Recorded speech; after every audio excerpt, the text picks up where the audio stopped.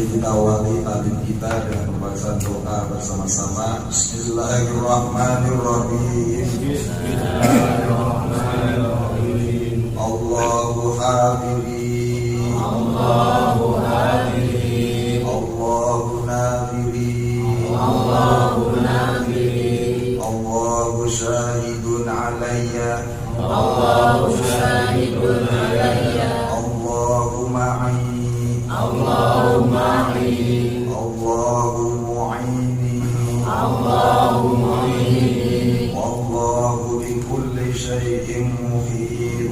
Allahu bi kulli syai'in muhit. Rabbi zidni ilman nafi'a, Rabbi zidni ilman nafi'a, warzuqni fahman wasi'a, warzuqni fahman wasi'a, rahmatika ya arhamar rahimin. rahmatika ya arhamar rahimin. Sama-sama kita hormati Mangku Khotaman Wajah Deni, Ustaz Ahmad serta keluarga besarnya, para asatid, para hujat, para kiai, khusus Ustaz Toki, Bapak Ustaz Sulis, Bapak Ibu hadirin wal hadirat yang berbahagia. Malam ini kita lanjutkan kaji kita terkait kitab Miftahus Sudur. Pada pertemuan yang lalu kita telah membahas tentang pengaruh dari kalimat tauhid la ilaha illallah. Di antara pengaruhnya kemarin sudah kita bahas, yang pertama adalah dapat mensucikan pendikirnya dari syirik jali dan syirik khafi. Yang kedua, dapat menjadikan pendikirnya orang yang tulus ikhlas. Dan yang ketiga, dapat mengosongkan hati dari hijab karena berhubungan dengan unsur manusia. Itu yang kemarin sudah kita bahas. Mudah-mudahan masih ingat. Yang bawa kitabnya bisa dibuka di halaman 4 baris ke-6 dari atas. Bismillahirrahmanirrahim. Qala Syekhul Musannif rahimahullahu ta'ala wa ghafara lahu wa liwalidayhi wa limasyayikhihi amin. Wa tuzakkin nufusa 'anil rada'ili wasifatil hayawaniyah. Yang keempat, pengaruh dari kalimat tauhid la ilaha illallah adalah wa tuzakkin nufusa. Kalimat la ilaha illallah akan dapat mensucikan jiwa anir roda ini dari berbagai kotoran, berbagai noda, wasifatil hayawaniyati, dan dari sifat-sifat kebinataan. Ini yang keempat. Jadi kalimat thayyibah di antara pengaruhnya adalah dapat mensucikan jiwa, mensucikan nafsu kita dari segala bentuk kotoran. Apa kotoran-kotoran nafsu itu? Apa noda-noda nafsu itu? Kita harus tahu jenis-jenis nafsu. Nafsu itu ada berapa? Ada 7 tingkatan. Yang paling rendah adalah nafsu ammarah. Di atasnya ada nafsu lawwamah. Di atasnya lagi ada nafsu mulhamah. Di atasnya ada nafsu mutmainnah. Di atasnya lagi ada nafsu rodiyah. Terus ada lagi nafsu mardiyah. Dan yang terakhir adalah nafsu kamilah. Nah, nafsu ammarah itu adalah nafsu yang selalu mendorong kita untuk selalu berbuat keburukan, berbuat kemaksiatan, itu nafsu amarah. Nah, di dalam kitab Fathul Ghaus, ini saya padukan dengan kitab Fathul Ghaus, bahwa nafsu amarah itu memiliki 7 watak, 7 karakter. Yang pertama adalah al-bukhl, bakhil, kikir, pelit. Itu watak dari nafsu amarah. Jadi kalau orang dia itu pelitnya minta ampun, kikirnya minta ampun, bakhilnya minta ampun, berarti dia orang masih didominasi oleh nafsu amarah. Nah, ini watak-watak seperti itu, ini kotoran, noda yang dia bisa menjadi bersih dengan kalimat tauhid la ilaha illallah. Makanya ikhwan PKR insya Allah gak ada yang pelit. Amin ya Allah. Ikhwan PKR itu ahli sodako. Bayangin pertama sodakonya luar biasa, belum mana tiba bisa memberikan hidangan, itu kan sodako yang luar biasa. Jadi kita dididik oleh guru kita, oleh Abah Anom untuk menjadi orang yang cinta sodako. Jadi terkikis itu sifat bakhil, watak bakhil, watak pelit itu terkikis dengan kalimat la ilaha illallah. Orang kalau di dalam dirinya masih ada sifat bakhil dan paling repot, dia menganggap bahwa yang dia peroleh dari kerja kerasnya adalah hasil dirinya sendiri. Dia kerja dari pagi sampai sore, kadang lembur pulang malam, kadang pulang pagi. Dia kerja. Terus begitu ada orang minta sedekah, enak aja. Kita kerja dari pagi sampai disuruh doa. Itu ada kotak amal lewat, dilihatin doang tuh kotak amal. Coba di masjid perhatiin, masjidnya besar, jamaahnya banyak, begitu kotak amal lewat, dilihatin doang. Ini pak dia lewatin doang, dilihatin. Jadi itu jalan sendiri akhirnya. Makanya kalau umat Islam kita memiliki tingkat kesadaran yang tinggi dalam hal sedekah, wah maju umat Islam. Karena setiap umat Islam mau mengeluarkan sedekahnya. Dan uang yang kita keluarkan untuk infak, untuk sedekah, apalagi untuk zakat, itu uang kita yang sesungguhnya. Jadi jangan kita berpikir yang kita keluarkan, kita keluar 100.000 umpamanya terus hilang rugi, enggak, akan Allah balas berlipat-lipat. Paling enggak kalau orang rajin sedekah, dia akan diberikan kesehatan, diberikan keberkahan, rezekinya berkah. Jadi sifat bakhil bagi orang yang ahli dzikir akan terkikis dari dalam dirinya. Kalau orang ahli dzikir tapi masih menyimpan sifat bakhil pada dirinya, maka harus introspeksi. Jangan-jangan dzikirnya ngantuk.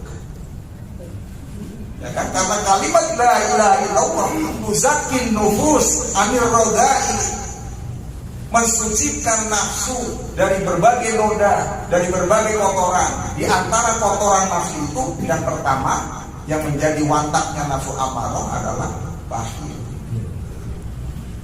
Yang kedua,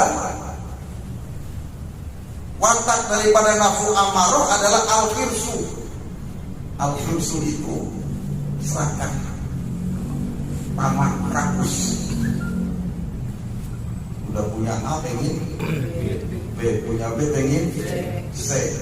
Di tangan ada makanan pengen ambil lagi makanan yang lain. Itu wataknya siapa itu? Di luar manusia itu watak siapa? Nah itu dilemparin pisang dia tangkap, dilemparin buah apel dia tangkap, dilemparin, apalagi dia masukin ke mulut, semua ditangkap. Ini gambaran orang yang punya sifat al-hirs, rakus itu seperti itu. Dia nggak pernah puas dalam hidup ini. Sudah punya A pengen B, udah punya B pengen C, nggak ada kona'ahnya sama sekali. Padahal kita diperintahkan untuk kona'ah, untuk merasa cukup dengan apa yang Allah anugerahkan kepada kita. Ini orang yang didominasi oleh penyakit rakus, dia enggak. Yang lebih parah lagi kalau rakusnya itu terkait lawan jenis, bahaya. Udah punya istri cantik satu, lihat orang lain. Lihat orang lain lebih. Ini udah orang rakus. Ada 4 ustaz. Kata siapa? Sunnah Rasul. Kata siapa Sunnah Rasul? Dia senang ngotong-ngotong ayam. Kalau baca ayat jadi ambil yang enak-enaknya aja. Ibu senang. Ibu senang. Al-hirsu. Yang ketiga, salah satu watak daripada nafsu amarah adalah al-hasad. Hasad itu tamanni zawali nikmati anil ghair, mengharapkan hilangnya nikmat dari orang lain. Ini hasad. Jadi kalau ada orang lain dapat nikmat, dia yang serong. Dan parahnya lagi orang yang punya sifat hasad, ketika ada orang lain dapat nikmat, bukan saja dia serong, tapi dia akan berusaha supaya nikmat itu hilang dari orang tersebut. Kan bahaya kan hasad. Bukan saja nggak suka orang lain dapat nikmat, dia akan berupaya semaksimal mungkin supaya nikmat itu lenyap dari orang itu. Makanya ini penyakit yang luar biasa bahayanya. Orang kalau punya sifat hasad, satu RT punya sifat hasad, wah repot. Satu RT punya sifat hasad, umpamanya ada orang beli mobil baru, langsung tuh ngintip dari jendelanya. Wah, itu gaya apa itu? Punya mobil baru. Wah, jangan-jangan bawa tuyul nih. Itu hasad. Wah, jangan-jangan korupsi nih. Udah pokoknya diproduksi di dalam pikirannya itu pikiran-pikirannya negatif. Terus bagaimana caranya supaya nikmat itu lenyap dari orang itu? Ini hasad. Nah, la ilaha illallah akan dapat mensucikan jiwa kita dari sifat hasad. Hanya nikmat hidupnya orang yang ahli pikir. Gak ada hasad ketika orang lain dapat nikmat. Alhamdulillah, tetangga saya dapat nikmat. Alhamdulillah, tetangga saya punya mobil baru. Siapa tahu kita bisa ikut naik. Pokoknya selalu positif. Berpikirnya tuh positif. Kalau orang ahli pikir, gak ada pikiran-pikiran negatif. Ini al-hasad. Yang keempat, watak daripada nafsu amarah adalah al-jahlu. Al-jahlu itu bodoh. Dia nggak mau belajar. Orang kalau bodoh ciri khasnya dia menolak kebenaran. Ini orang kalau bodoh. Jadi ada orang bodoh yang dia tahu bahwa dirinya bodoh, maka dia mau belajar. Tapi ada orang bodoh yang nggak tahu kalau dirinya itu bodoh. Bodoh tahu dirinya bodoh, dia pasti mau belajar, mau nanya. Tapi yang repot ada orang bodoh, tapi nggak tahu kalau dirinya itu bodoh. Dia kalau dikasih sesuatu informasi pasti menentang, menolak. Jadi menganggap dirinya itu pintar padahal bodoh. Nah ini al-jahlu itu salah satu watak daripada nafsu ammarah yang nggak boleh menempel pada setiap muslim. Makanya dikikis dengan kalimat tauhid la ilaha illallah. Maka ikhwan dan pondok pesantren Suryalaya Tasikmalaya itu pasti cinta kepada ilmu. Pasti cinta kepada ilmu, terbuka dengan ilmu. Jangan menutup diri dengan ilmu. Jangan menganggap diri kita, loh saya sudah ahli pikir nih, nggak perlu belajar lagi. Enggak. Dia terbuka dengan ilmu, dia mau belajar. Ilmu syariat dia mau belajar. Ilmu tauhid dia mau belajar. Ilmu apapun dia mau belajar. Terbuka dengan ilmu. Ini ciri orang yang sudah belajar zikir, wabil khusus Ikhwan PGN Pondok Pesantren Suryalaya Tasik Malaya. Kita tambahin Tasik Malaya. Karena ada orang yang ngaku Ikhwan PGN Pondok Pesantren Suryalaya di luar Tasik Malaya. Tambahin Tasik Malaya sekarang. Suryalaya hanya ada satu di Tasik Malaya. Suryalaya tidak ada di mana-mana, hanya ada satu di Tasik Malaya. Jadi Ikhwan TGN tidak akan menyimpan dalam dirinya itu penyakit jahil, penyakit bodoh. Berapa tuh? 4 ya. Yang kelima, salah satu watak daripada nafsu amarah adalah al-kibru.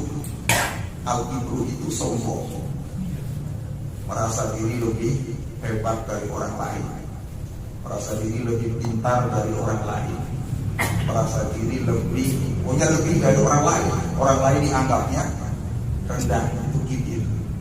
Mengapa Azazil diusir oleh Allah dari surga? Karena ini sombong, karena kibir, sombong. Azazil, iblis itu kan dulu namanya Azazil. Dia kan sombong, disuruh sujud kepada Adam oleh Allah, dia nggak mau. Dia bilang ana khairun minhu khalaqtani min nar wa khalaqtahu min tin. Iblis makhluk yang mengaku bertuhan kepada Allah, tapi dia nggak mau tunduk terhadap perintah Allah. Dia mengaku bertuhan kepada Allah, dia yakin percaya kepada Allah, dia beriman kepada Allah, tapi dia nggak mau tunduk kepada perintahnya Allah Subhanahu wa Ta'ala. Maka kalau ada manusia yang dia mengaku bertuhan kepada Allah, mengaku beriman kepada Allah, tapi dia nggak mau tunduk terhadap aturan-aturan Allah, maka manusia semacam ini berarti mewarisi watak daripada Azazil, iblis. Suruh pikir nggak mau, pikir dibilang bid'ah, semua sebuah bid'ah. Pikir ajaran Allah dan Rasul dibilang bid'ah, kan repot. Ini gaya-gaya Azazil sebenarnya seperti itu, cuma wujudnya saja beda. Kalau Azazil punya sifat takabur, ada mendingnya juga. Kenapa?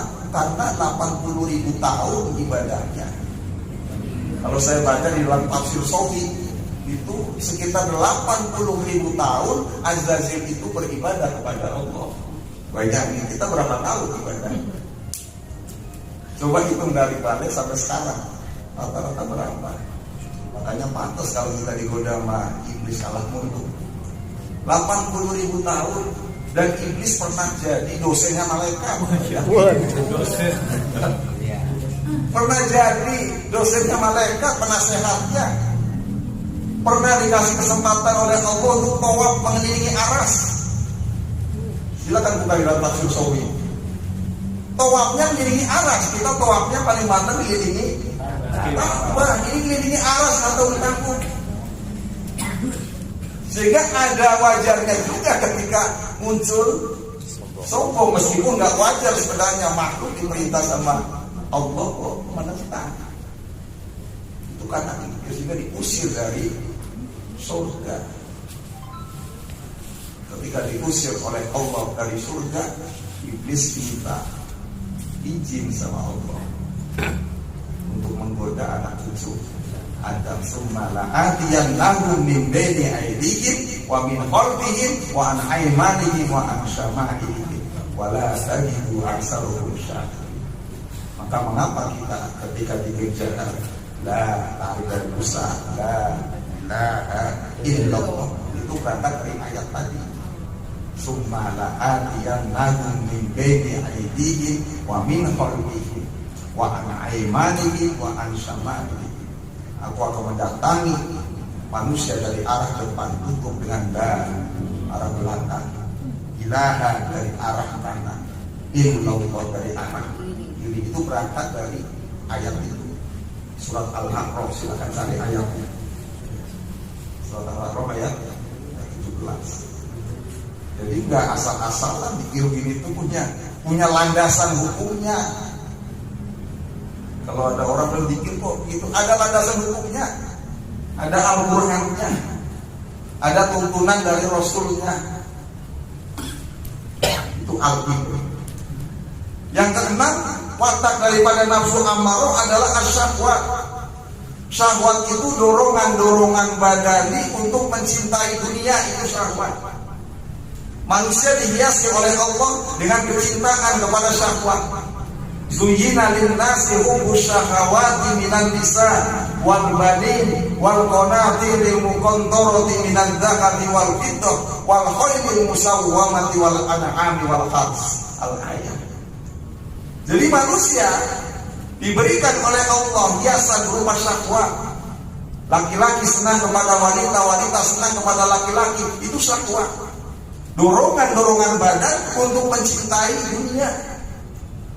Senang kepada kekayaan, itu syahwat. Jadi manusia dilengkapi oleh Allah dengan itu semua. Supaya apa? Supaya manusia bisa melangsungkan hidupnya di muka bumi ini. Bayangin kalau gak ada syahwat. Kalau nggak ada syahwat, kira-kira gimana? Laki-laki nggak ada syahwat dengan wanita, kira-kira gimana? Nggak akan lahir keturunan. LGBT. Nah itu bahaya kan? Perempuan nggak ada syahwat dengan laki-laki, nggak ada keturunan. Kita nggak ada syahwat dengan harta, maka nggak ada orang yang mau sedekah. Jadi Allah lengkapi manusia dihiasi dengan syahwat. Cuman syahwat itu harus dibatasi, harus dikontrol. Boleh kita cinta kepada harta, tapi harus dikontrol. Nggak boleh harta itu dimasukkan ke dalam kolbu, ke dalam hati. Kita harus bersikap zuhud, harus bersikap syukur terhadap apapun yang Allah berikan kepada kita. Tapi kalau nggak dikontrol, ini bahaya. Apapun akan kita lakukan, yang penting harta terkumpul. Dan bahaya kan, mau halal deh, mau haram deh. Sekarang ini filosofinya kan yang sering muncul, jangankan yang halal, yang haram aja susah. Sekarang kan muncul begitu. Ini sebenarnya sesat itu kalimat. Yang halal banyak, cuma karena dominasi nafsunya kuat, syahwatnya begitu kuat, akhirnya keluarlah bahasa. Jangankan yang halal, yang haram aja susah. Yang halal itu banyak, sudah dibuka oleh Allah. Syahwat harus dikendalikan. Maka la ilaha illallah akan dapat mensucikan nafsu kita dari syahwat tadi. Bisa terkontrol.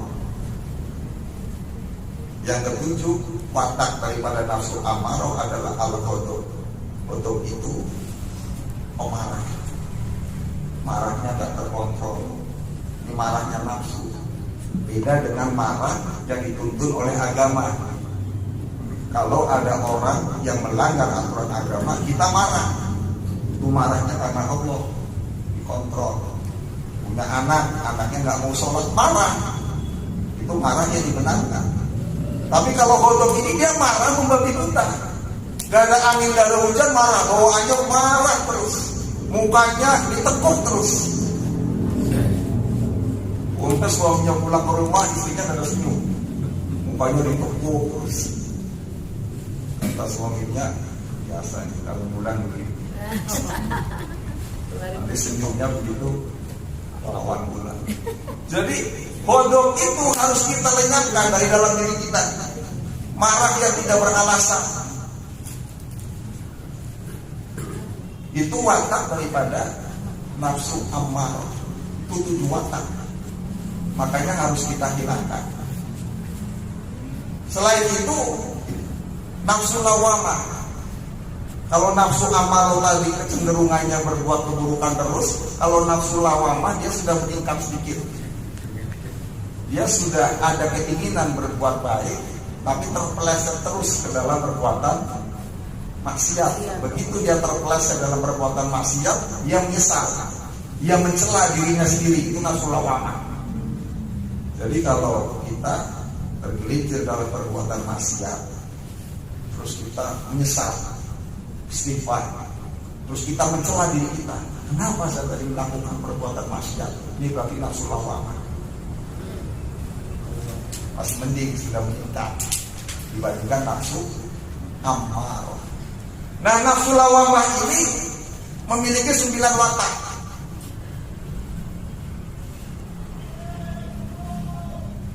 Yang pertama, watak daripada nafsu lawamah adalah Allah itu mencela. Mencela ketika kita berbuat kesalahan, diri kita dicela terus. Itu salah satu watak daripada nafsu lawamah. Yang kedua, al-hawa. Al-hawa itu cenderung kepada keinginan-keinginan yang rendah. Itu hawa, sering dikaitkan dengan hawa nafsu. Padahal nafsunya itu jiwa, hawanya itu kecenderungan kepada hal-hal yang rendah. Itu hawa. Keinginan yang rendah, itu namanya hawa. Ini watak daripada nafsu lawamah. Yang kedua, al-makruh, makar, tipu daya. Senangnya kita membuat sesuatu yang licik, senangnya tipu daya orang lain. Ini makar. Ini watak daripada nafsu lawamah. Selain itu adalah al-ujub. Ujub itu membanggakan diri sendiri. Itu ujub. Nih saya nih ahli bangun malam. Ujub itu membanggakan. Kalau bukan karena saya, wah ini gak bakalan jalan nih. Itu ujub. Pokoknya kalau bukan karena saya, pokoknya semuanya itu amal dia dibangga-banggain. Itu namanya ujub. Nah ini wataknya nafsu lawamah. Selanjutnya hibah. Hibah. Iya, hibah ini penyakit masyarakat. Biasanya ibu-ibu, mohon maaf. Hibah. Apa hibah? Senang ngomongin orang lain, ngegosip. Ini mohon maaf, biasanya punya ibu-ibu, tapi ibu yang di sana. Iya, maksimal. Di sini insya Allah enggak. Insya Allah enggak. Enggak. Di sini semuanya baik-baik. Pokoknya kalau udah ngomongin orang, udah ngegosip, wah itu Enak. udah lupa segala-galanya. Lagi masak pun lupa, sampai lupa bumbu. Lupa dia. Itu kalau sudah ngegosip, apalagi ada acara di sini, acara gosip, senang banget. Itu hati-hati itu ketika kita melakukan ghibah, itu sama aja kita memakan daging saudaranya. Bayangin. Makanya itu penyakit yang harus dikikis. Kalau kita sudah belajar zikir, maka hal-hal seperti itu harus dikurangi. Hal-hal yang tadi itu harus dikurangi daripada kita ngomongin orang, daripada ngegosip, mendingan buat zikir. Kita sudah dikasih modal zikir 2 nih, jangan sama kopi sambil masak, punya zikir kopi daripada ngomongin orang. Itu apalagi dunia kantor, wah itu asik banget. Bukannya kerja silaturahmi makan meja, ngomong, itu udah asik, udah lupa sama jangan. Jadi banyakin pikir. Hibah. Selanjutnya adalah ria. Ria kemarin sudah kita bahas kan. Ria yang definisi ria yang paling tajam adalah dikemukakan oleh Syekh Islam Jampes dalam Sirajul Thalibin yang 2 minggu lalu sudah kita, seminggu yang lalu sudah kita bahas, adalah iradud dunya, iradun nafid dunya bi amalil akhirah dunya. menghendaki kemanfaatan dunia dengan amal akhirat. Dunia dalam Sirajul ini dijelaskan seperti itu. Pamer, klik jam 2 malam, tahajud, klik pagi-pagi, isrok yuk, dalam di subuh tidur, tambah tidur, isrok yuk. Itu media sekarang terbuka lebar begitu, terbuka lebar. Makanya hati-hati dengan media-media seperti itu. Wadulmu dolim, berbuat aniaya baik terhadap diri sendiri maupun orang lain, itu watak nafsu lawamah. Dan yang ke-9 adalah yang ke-8 al-kidbu, bohong. Hobinya bohong, dalam segala hal bohong. Dikit. Nah, orang yang ahli zikir, sifat-sifat Nabi harus sudah lengkap. La ilaha illallah, itu untuk melenyapkan itu semua. Nah, yang ke-9 adalah al-hoflah.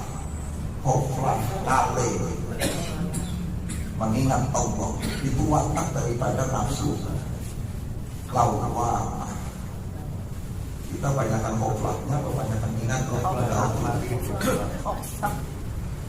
Kalau saya itu banyakkan hoflah. Makanya ketika hoflah segera kembali. Putus, nyambung putus.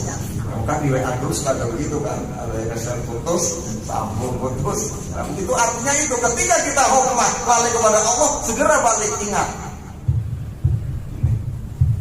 Lupa lagi, ingat lagi. Itu manfaatnya kita sudah dikasih.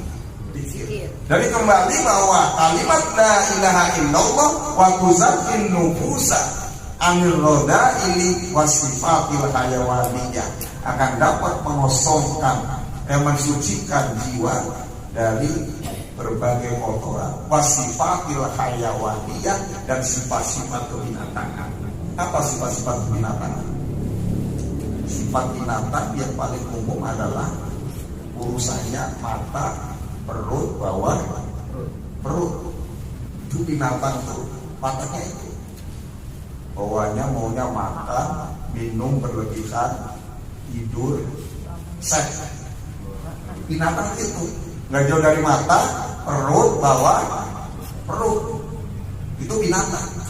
Nah, sifat-sifat binatang itu bisa menempel pada diri manusia. Ada manusia yang hobinya makan minum berlebihan, bawaannya maunya tidur terus, dimanapun dia berada maunya ngantuk. Ini sifat-sifat binatangan yang menempel pada diri kita. Senangnya buang waktu cuma-cuma, nggak bisa memanage waktu. Kan binatang nggak ada yang memanage waktu kan, waktunya dibuang cuma-cuma. Binatang. Jadi kalau kita bawaannya maunya tidur, maunya makan minum berlebihan, membuang waktu secara sia-sia, gak manfaat waktu yang kita lalui itu. Terus hobinya hanya melampiaskan seksual saja, maka sifat-sifat binatang itu berarti nempel pada diri kita. Nah, kalimat la ilaha illallah akan dapat mensucikan jiwa daripada sifat-sifat binatang. Sehingga orang yang ahli zikir la ilaha illallah pasti dia akan menjadi orang yang produktif. Pasti dia tidak akan menjadi orang yang pemalas. Pasti dia akan menjadi orang yang penuh dengan syarat semangat berkarya. Ini orang yang ahli la ilaha illallah. Setiap waktunya pasti akan diisi dengan hal-hal yang positif. Nah, Abah Anum mendidik kita seperti itu supaya kita menjadi orang yang produktif. Waktu 24 jam. Dari 24 jam itu kalau kita gunakan semaksimal mungkin itu kurang. Tapi kalau kita waktu 24 jam kita buang begitu cuma-cuma, itu malah maunya terus begitu. Coba kita introspeksi.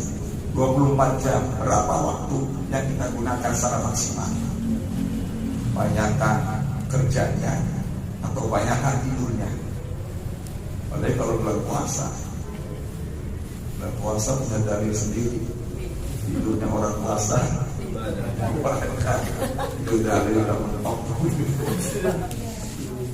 Jadi guru kita mendidik kita menjadi orang yang produktif, menjadi orang yang semangat berkarya, menjadi orang yang bisa mengatur waktu, yang hidupnya diisi dengan amal dan amal. Itu.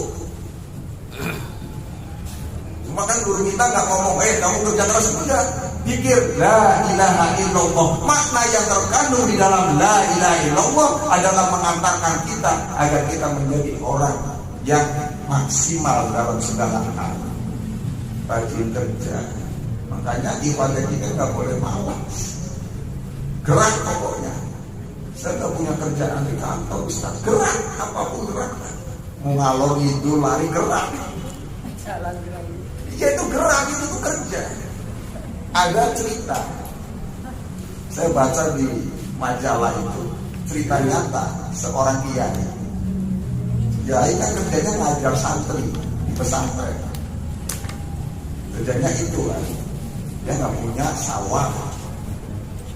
Nah, suatu ketika si istri kiai itu ngomong sama suaminya itu yang kiai, Pak, dapur udah nggak nunggu nih, beras sudah habis. Apa tanggapan si kiai itu ketika istrinya ngomong, Pak, dapur nggak nunggu? Dia gerak, ngangkatin batu dari depan ke belakang, belakang ke depan.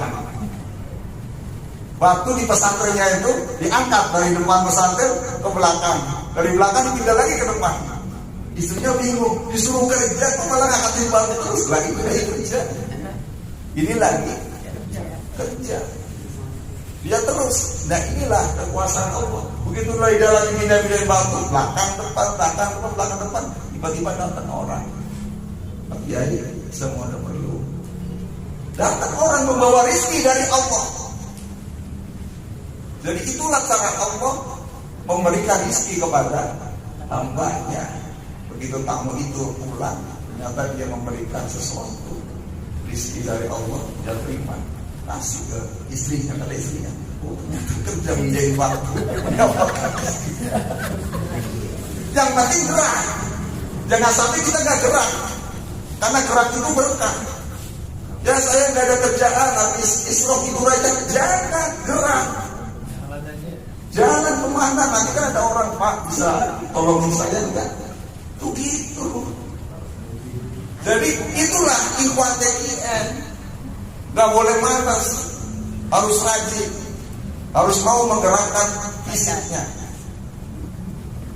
Sebab karunia Allah itu harus dijemput dengan gerak.